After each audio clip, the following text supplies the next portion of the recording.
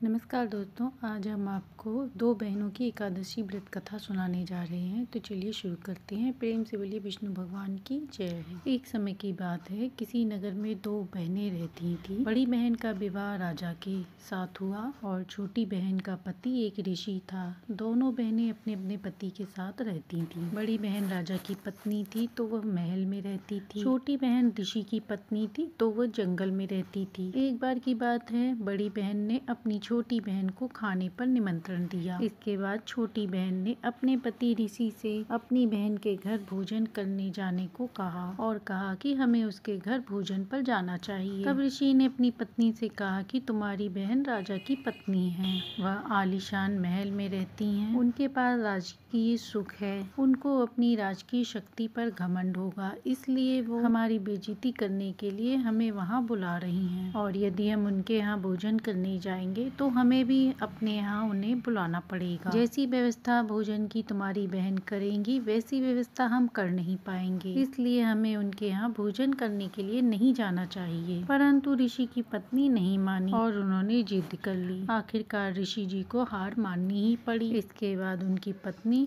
और उनके घर के अन्य लोग भी राजा के घर भोजन करने के लिए चल दिए। बड़ी बहन ने बेशकीमती रत्न, महंगी साड़ियाँ, वस्त्र आदि पहन रखे थे और ऋषि जी की पत्नी ने गले में राम नाम की तुलसी जी की माला पहन रखी थी और वही ऋषि मुनियों वाले वस्त्र पहन लिए थे। जब वह महल में आए तो महल के अन्य लोग उनको देखकर हंस रहे थे और आपस में बात कर रहे थे कि ये क्या, ये हमारे महाराज के रिश्तेदार हैं, कहाँ राजा भोज और कहाँ गंगू तेली। उनकी बातें सुनकर ऋषि और उनकी पत्नी ने सुन लिया। भोजन करने के पश्चात ऋषि जी की पत्नी ने कहा, बहन आप भी हमारे यहाँ भोजन करने आए। ऐसा सुनकर अगले दिन राजा कई सैनिकों के साथ अपने परिवार के साथ जंगल में भोजन करने के लिए गए। जब ऋषि को पता चला कि भोजन के लिए राजा उनके घर आए हैं तो ऋषि सोच में पड़ गए कि इतने लोगों के भोजन की व्यवस्था मैं कैसे करूं। तब ऋषि ने स्वर्गलोक के राजा इंद्र से हाथ जोड़कर निवेदन किया कि आप मुझे अपनी गाय उधार दे दीजिए। तब इंद्र ने कहा कि इसके बदले में तुम मुझे क्या दोगे। तब ऋषि ने कहा, आप जो चाहें वो ले सकते हैं, आप कामधेनु के बदले मुझसे क्या चाहते हैं। तब इंद्र ने कहा, तुम अपने पूरे जीवन का एकादशी व्रत का पुण्य मुझे सौंप दो,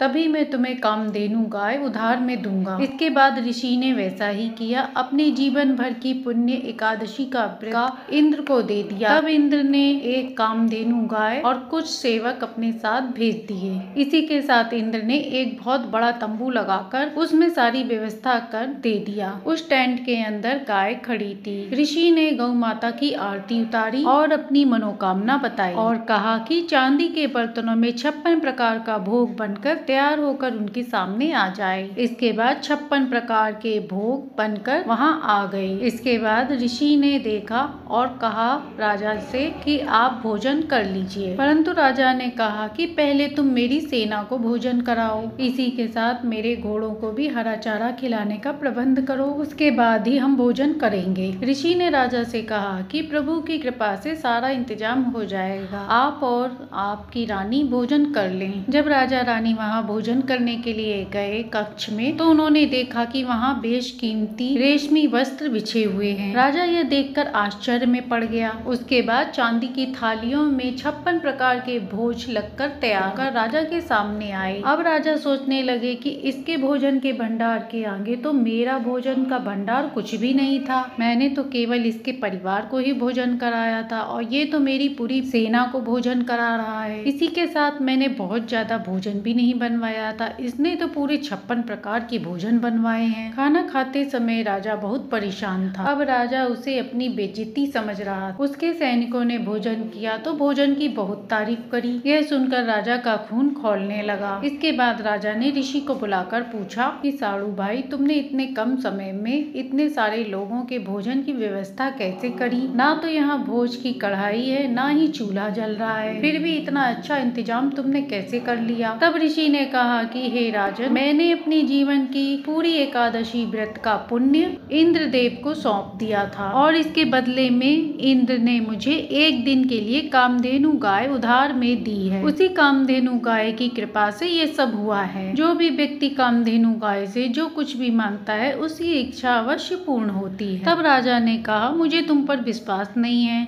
तुम कामधेनु गाय को दिखाओ। इसके बाद ऋषि ने राजा को कामधेनु गाय दिखाई। अब कामधेनु गाय को देखकर राजा के मन में लालच आ गया। तब राजा ने कहा, हे साड़ू भाई, यह गाय आप मुझे दे दो, मेरे पास बहुत बड़ी सेना है, उनका भोजन मैं इस गाय से बनवा लूंगा, तुम्हारे लिए यह गाय किस काम की। तब ऋषि ने कहा, हे राजन, मैंने तो यह गाय केवल एक दिन के लिए ही उधार मांगी है, इसके बाद मुझे वापस यह गाय स्वर्ग में भिजवानी है। मैं इस गाय का मालिक नहीं हूँ, इसलिए मैं ये गाय आपको नहीं दे सकता। यह सुनकर राजा क्रोधित हो गया और उसने अपने सैनिकों को आज्ञा दी कि इस गाय को तुम बांध दो। ऋषि ने देखा राजा की नियत में खोट आ गया है, तो उसने कामधेनु गाय से कहा, हे माता, आप स्वर्ग में लौट जाइए। उसी समय कामधेनु गाय सीधे स्वर्ग की ओर चली गई। राजा ने गाय को उड़ते देखा तो सेवकों को आज्ञा दी कि गाय को पकड़े। सब सैनिकों ने गाय के पैर में तीर मारे, जिससे गाय के पैर से खून बहने लगा और पृथ्वी पर गिरने लगा।